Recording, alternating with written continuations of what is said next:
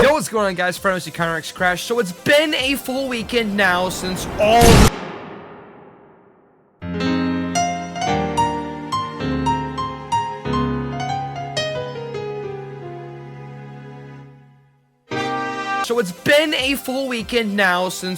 the news, not all the news, but most of the news for Sonic Racing CrossWorlds, the new stuff anyway, has been dropped. And I wanted to originally upload a video immediately following Summer Game Fest, but I kind of felt like it would be better to wait after getting all the new gameplay footage we've gotten from Summer Game Fest, and also after getting all the news dropped and all the interviews out of the way and whatnot.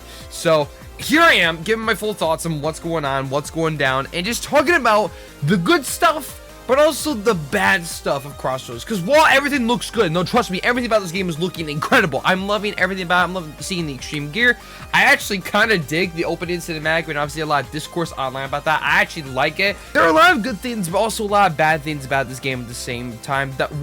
Some things that could damage the Sonic brand, but also some things that could strengthen the brand and strengthen its connection with other licensed and third-party companies. So I want to get into all that right now, get into all my thoughts right now, but real quick, I want you guys to drop in the comments right now, what's the one thing you are most excited for Sonic CrossWorlds? What are you most excited for? You excited for the extreme gear? You excited for the music? What are you most excited for? Let me know in the comments down below what you are most excited for when it comes to Sonic Racing CrossWorlds. And also, if you're new around here, why not drop a sub? I'm trying to get to 2K by the end of the summer. That kind of seems like a big goal that is very impossible to achieve, but I'm trying to get there. So, you know, go ahead and drop that sub with notifications so you won't miss out on any other CrossWorlds news or just all the good stuff. I got a few projects in the works as well, so stay tuned. But anyways, you don't care about my life story. You care about CrossWorlds. So let's just talk about right now that the gameplay that we've been seeing so far for CrossWorlds has been looking promising. As someone who actually got to participate in the beta earlier this year, this game is massive fun. This game is super fun. Now, does that justify that $70 price tag? Yeah, that was like the one big thing that almost killed all the hype for me. But then seeing all this gameplay and seeing all the new content that's been coming out recently, from game footage to news to interviews with Azuka, has kind of reeled it back for me. But also, that $70 price tag just staying in the back of my mind, even for the $90 price tag on the Digital Deluxe Edition, is kind of I don't know, man. I just don't know how to feel about it. It's just kind of making me feel a little I'm not skeptical about the game. I'm sure the game, with no doubt, is going to be a quality kart racing game. But that's the thing, though. A $70 kart racing game is a lot to ask for, especially since this franchise is kids first, and families are going to probably pick up this game for their kids and whatnot for their birthdays and Christmas. And, you know, parents aren't probably going to want to pay out that much money. Although, we'll get into the price stuff in a minute, in a little bit here. For now, I want to focus on some of the new stuff with the game recently. First of all, there's free update characters and DLC characters, which is pretty cool. Like the amount of the roster this game is gonna have is insane. Like, we already have Hatsune Miku, we have Joker from Persona 5, we have Ichiban, which is kind of a given. That's internally at Sega, so that's kind of an easy win right there. But Joker is also internally at Sega, if you think about it, because it's Atlas. But then Hatsune Miku, that is a big win for the roster for Sonic Racing CrossWorlds, because, like, guys, Hatsune Miku is huge, especially amongst the Sonic community, amongst the Sonic fandom. Like, Hatsune Miku is huge, so this is a big win, especially with other characters too, like Minecraft with some of the paid DLC. Minecraft, I was not even expecting, and it's kind of weird because my channel actually started out making Minecraft videos, so it's kind of like a 180 for me. Like, it seems like it's like everywhere I go, I can't escape the one thing that started this whole channel. Although, somehow, Sonic Racing CrossWorlds is in the top 50 of the Steam charts. Top 50.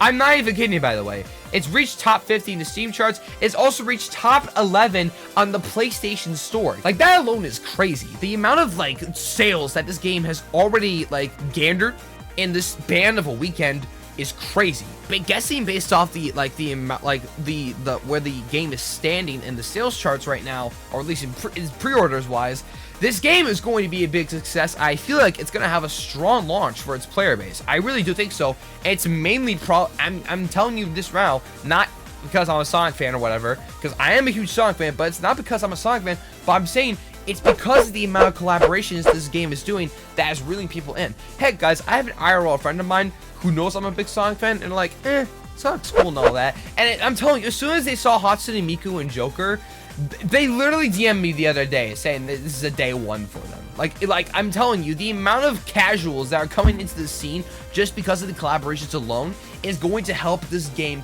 massively with its sales and its player base at its launch. And honestly, that's what this game really needs, and I'm telling you, that's what this game is going to really rely on, is the player base at its launch. Because this game looks like, based on with them Sega collaborating with the arcade side of its staff for arcade game development, the arcade game developments, because I think people think the initial D arcade game helped develop this game too.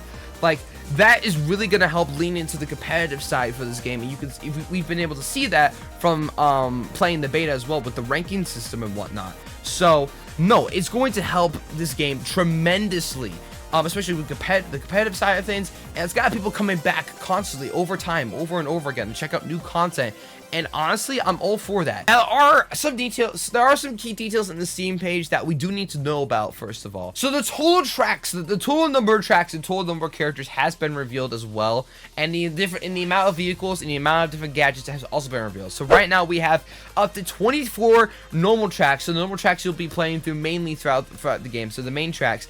And then the crossroads, the ones you go to through the travel rings, up to 15 crossroads. 24 tracks, 15 crossroads. That's a pretty good track selection. And you get up to 23 iconic Sonic characters. 23 meaning the base game though, so it's not including the extra collaborations or the like the free update characters or the DLC characters. This is the base game, 23 characters, which is not bad either. And 45 different vehicle presets that we can use as well, which is pretty sick. And then 70 different gadgets for that RPG element of the Sonic racing game, which is awesome. I love the gadgets, by the way. Like when I played the beta earlier this year, I loved the gadgets a lot when I played it. Like I loved mixing and matching the different abilities and whatnot. Although I pretty much stuck to one preset for most of the beta as well, because that was like my go-to preset. Now let's talk about the opening cinematic for this game, which dropped over the weekend. I want to give my thoughts on it in this video because that was something I missed out on when I was recording my original video.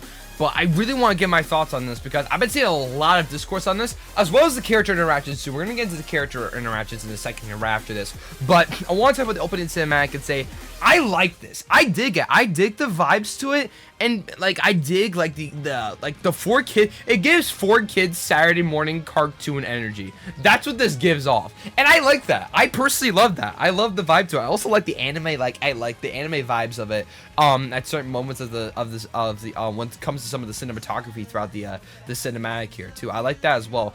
But I like the music itself too. Obviously, it's Nate Wants to Battle. I'm guessing that's Nathan Sharp. I'm guessing that's the vocalist here for the song. This is what it sounds like. I'm hearing people say, "Oh, I wish it was Johnny Giulia though. Oh, I wish it was kind of a little bit, you know, wasn't as corny or cheesy with the lyrics." And not gonna lie, everyone is in agreement. Like the music itself, minus the lyrics, it sounds great, which I honestly like. No, I like all of it though in general. But I don't like I like the whole song in general. I actually don't mind it. I dig it. Now, why do I like it? Because, well, first of all, y'all need to keep in mind, Sonic's a kid series. It's just the truth at the end of the day. I don't know what else you want. It's a kid series, all right? And you know, this series does need a shift sometimes. And like Frontiers, while Sonic Frontiers and Sonic X Generations, even Movie 3 had that more mature young adult vibe to it, like the more mature young adult feel to it. It's good to go back to like the core essence of what makes Sonic Sonic, is that it appeals to kids and children. And you know, like sometimes, you know, Shadow himself appeals to more like teenagers and young adults. Kind of like myself, because I have a dark life, and adulting sucks. Welcome to adulthood, my fellow 2025 graduates. Yeah, no, like there's different characters that appeal to different audiences, and that's what makes Sonic so great, is that it appeals to a wide variety of audiences, both to young kids, teenagers, and young adults, and even just grown adults, bro, just grown adults. It appeals to different audiences altogether, and that's what makes Sonic so great, in my opinion, is that it manages to appeal to everyone in every way, shape, or form. And that also applies to its this music of Sonic the Hedgehog, and also to just the cinematography of Sonic. Like, it appeals to all aspects of it. And I've been seeing people put other songs over those, like Super Sonic Race or Catch Me If You Can. It's like, oh, we fixed the song, look at that. Well, honestly, you can't really put another song over this, because this song is really fine-tuned to the cinematography and everything that's happening on screen. Also, can we talk about the fact that literally everyone dies in this trailer? No, I'm not even kidding. Everyone dies. Vector dies. Then Silver dies. And then Amy dies. And then Jet the Hawk dies. The only one that doesn't die in this trailer, by the way, is Shadow the Hedgehog. Bro, and then Knuckles dies, bro. Look at him. He gets annihilated. not the first time that we've seen the Sonic series be this cheesy or corny. And also Sonic X for Kids was also the same vibe. So I don't know why everyone's so surprised. So I don't mind this. I like it. I dig it. I like the lyrics, and it's a nice change of pace from what we've been getting over the past few years. So I dig it. I like it. And yeah, I'm excited to listen to the full thing when it releases. The full song, whether it's gonna be teased in a animated short, which I'm guessing is gonna be an animated short for this game, or whether it comes out in Spotify or whatever when it releases. I'm excited to listen to the full thing. Now comes the character interactions, because the character interactions, some of them anyway. Mr. Sonic, a big moment. I'll do my best to keep up with you. And the character animations, bro. Don't just keep up. Go for the The animations, dude. and have fun out there, okay? Like, bro, what more could you want? What more could you want? Although, not all the interactions everyone's in agreement with, because there are certain interactions here that everyone isn't like on the same side with. Yeah, there's a few interactions that are kind of a little eh. I mean, some people have. This has been the town, like the talk of the town. Is this one right here? This one interaction with Amy right here, which yes, it does seem a bit out of character because, you know, but in the past few years we haven't really seen, because people were expecting to kind of see the Sonic X side of Amy, but like I'm not saying this is a good interaction either. No, I agree. No, it should be more of like the toxic Amy we've seen like in some of the previous racing games. I agree. We also got more CrossWorlds introduced in this game as well, such as the cyberspace CrossWorlds going to be happening at some point. It hasn't been officially revealed yet, but in this Twitter post, it's basically confirmed there's going to be a cyberspace world at some point in the game. So that's pretty cool as well. That's pretty sick. Now, as for the gameplay looks super promising, and I played the beta version. It looks like they've made some improvements from when the beta version was released back in February. It looks like they've actually made some improvements, and with the Extreme Gear, gameplay looks kind of on par with Zero Gravity, minus that Zero Gravity, minus the gravity mechanic that was actually in it. And honestly, I dig it. I like it. I like the Extreme Gear. I like how the Extreme Gear gameplay is looking. I'm liking how smooth it runs. I'm liking how smooth some of the Extreme Gear is running. One thing that has been mentioned numerous times throughout interviews and whatnot has been that the boost mechanic is heavily reliant on the Extreme Gear, which I really do love. Like, the boost mechanic is something you really need to rely on when you're racing with it, and I like that a lot, because like it adds another element to it, like another aspect of it, because you have to actually try and aim for the boost pads. You have to actually, because that's something you have to do normally with karts, but I like how that's a main key part of the Extreme Gear. It adds another element to it, although it doesn't really affect the monster truck. It looks like when you're trying to pick up the monster truck ability with the Extreme Gear, it doesn't like give you like a big giant Extreme Gear. That would have been kind of funny, but like, you know. Now let's get into some of the ugly sides of CrossWorlds, or just like the bad sides of CrossWorlds. I feel like that's mainly the price and a couple of other elements in the game right now. So $70 for the price, the baseline game. What? I don't feel like, at this point in time, I've kind of given it some consideration, because I wanted to wait to give my thoughts on the price before I actually made a full video talking about it. And honestly, I don't think the price is going to affect anything.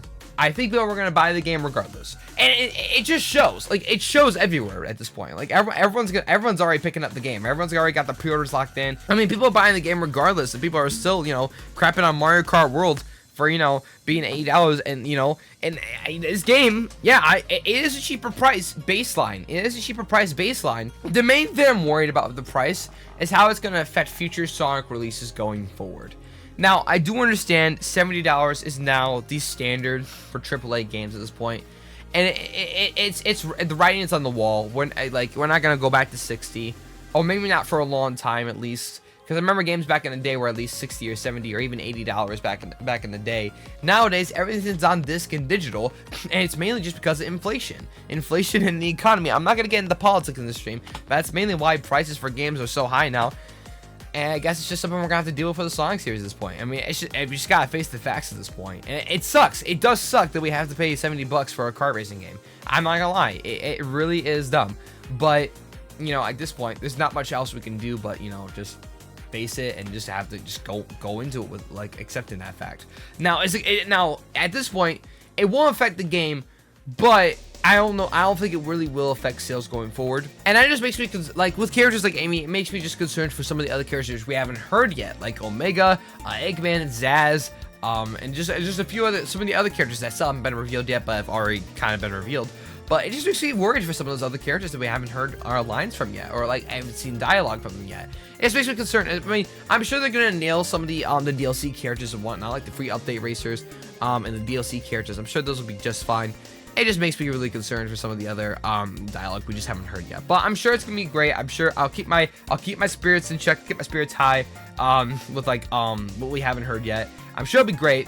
But it's just something I'm really concerned about with the character interactions, because some of them are really great. Don't get me wrong, like Sonic's interactions, Tails' interactions, Knuckles' interactions, Shao, and the Babylon Rogues, they all sound great. It's just some of them I am a little skeptical about. Overall, Sonic Racing CrossWorlds is looking to be a really good game, a really good kart racing game. I'd say, heck, I'm gonna say it, it's gonna be better than Mario Kart World. I'm sorry, man. Like I don't know what to say, because Mario Kart World, while it has a lot of you know, because I've been playing a lot recently on stream and a lot of my own time, the free roam mode's great, missions are great, and the online's great.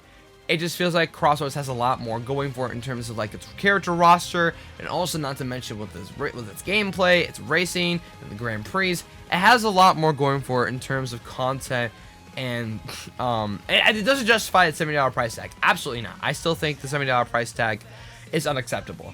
However, at this point, it's something we're going to have to face the facts with. I just need to hear more details still. And hopefully by the time we get to Gamescom, we'll be able to know a whole lot more details about the game as well by then. So anyways, I think the game's shaping up to be great. I think the game's going to be awesome. I think it's going to definitely do good numbers at launch. And I hope this strengthens the Sonic brand. I hope we get even more bigger collaborations from this in the future, because that's what this game is really relying on, is the collaborations element of the game. And I'm really hoping that it leads on in the future. With that being said, what do you guys think about Sonic Racing CrossWorlds? Do you guys think it's going to bomb at the launch of the game? Do you guys think it's going to be a big success? Or do you think there's going to be some flip-flops here and there? It's going to be a hit and miss?